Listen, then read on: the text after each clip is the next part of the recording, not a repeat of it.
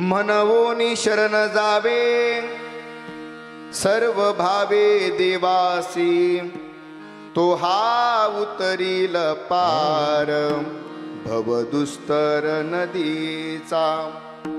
बहु आहे करुणावंत, बहु आहे करुणावंत, अनंत हे नाम जा, तो हा उतरील पार भवदुस्तर नदीचा। तुका म्हणे साक्षी आले, तरी केले प्रगट, तो हा उतरील पार भवदुस्तर नदीचा। प्रस्तुत कीर्तन रूपी सेवेकरता म्हणजे निरूपणाकरता प्राप्त असणारा अभंग, महान भगवत भक्त देहू निवासी असणारे साधू श्रीमंत श्री जगद्गुरु तुकोबराय यांचा भगवत शरणांगतीचं महात्म्य सांगणारा हा अभंग आहे। पहा, या अभंगाची भाषा जर आपण पाहिली, जगद्गुरु तुकोबराय म्हणतात, या संसारामध्ये जो जीव दुःख भोगतोय, जर या दुःखाची निवृत्ती करायची असेल आणि परमसुखाची जर अनुभूती घ्यायची असेल, तर जीवा तू देवाला शरण जा असा उपदेश करतात, असंही म्हणता येईल।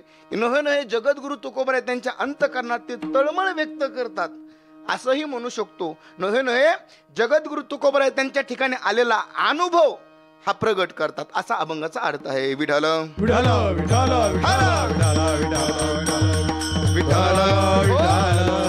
अभंगाकडे पाहत असताना या अभंगामध्ये दोन शब्द फार महत्वाचे आहेत। पहा, या अभंगामध्ये जगद्गुरु तुकोबराय शरण जा म्हणतात। शरण जायचं कोणाला महाराज आणि कोणी जायचं हा प्रश्न उपस्थित होतो ना।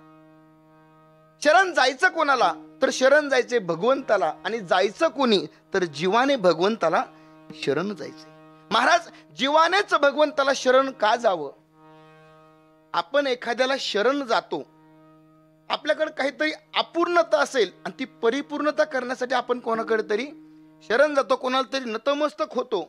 नव्हे आपण पाहतो खेडेगावामध्ये एखादा सावकार असेल, आपण त्या सावकाराकडे जातो आणि म्हणतो, सावकार साहेब अहो मला 4 पैसे द्या, त्याच्या चरणावरती नतमस्तक होतो।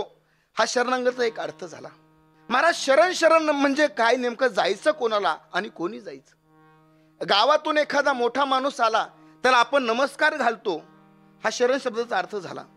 नव्हे गावातून एखादा माणूस आलाय आणि आपण त्याला म्हणतो नमस्कार,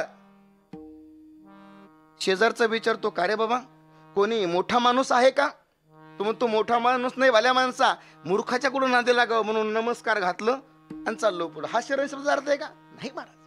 शरण जायचं कोणाला जीवाने, तर जीव हा अपूर्ण आहे आणि भगवान परमात्मा हा पूर्ण आहे, म्हणून पूर्ण असणाऱ्या परमात्म्याला जीवाने शरण गेलं पाहिजे। जीवाने नेमकं शरण जायचं कोणाला, यासाठी शास्त्राने काही विकल्प केले. तर जीवाने जडाला शरण जावं का न जावं, एक. जीवाने जीवाला शरण जावं का न जावं, दोन. जीवाने इतर देवांना शरण जावं का न जावं, तीन. आणि जीवाने परमात्म्याला शरण जावं का न जावं, चार. विठ्ठल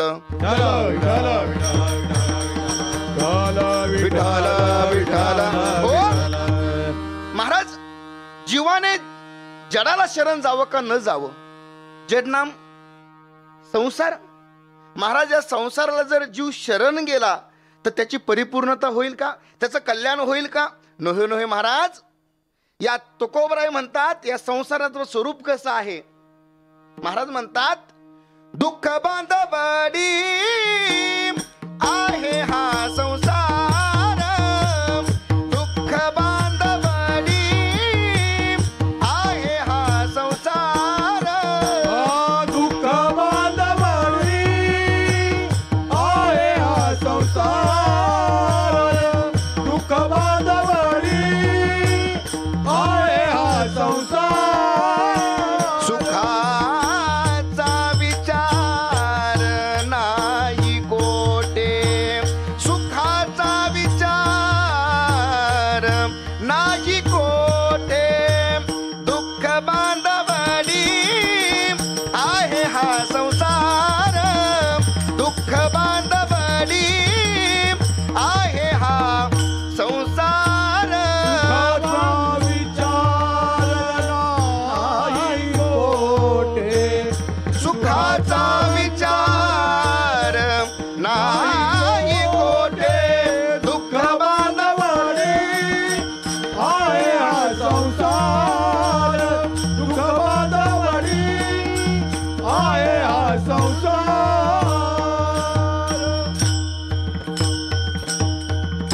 दुःख बांधवडी आहे हा संसार.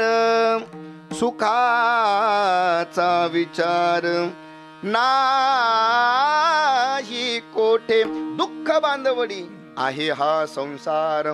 सुखाचा विचार नाही कोठे. महाराज, हा दुःख बांधवडी दुःखरूप असणारा संसार आहे. आणि जर या संसारात जर आपण शरण गेलो तर महाराज आपल्याही पदरात दुःखच भेटणार आहे ना. आपण जर संसाराकडे गेलोत, संसार मुळात दुःखरूप आहे. ज्याच्याकडे जे आहे तो तोच देईल ना. एखाद्या मृदंगाचार्य महाराजांकडे जावं, महाराज आम्हाला थोडंसं गायन शिकवा. ते शिकू शकतात का महाराज? शिकू शकतात का? नाही. तुम्हाला ते गायनाचार्य महाराजांकडे जावं लागेल. त्यांच्याकडे गेलात तुम्ही, महाराज आम्हाला 4-2 पखवाजाचे बोल शिकवा.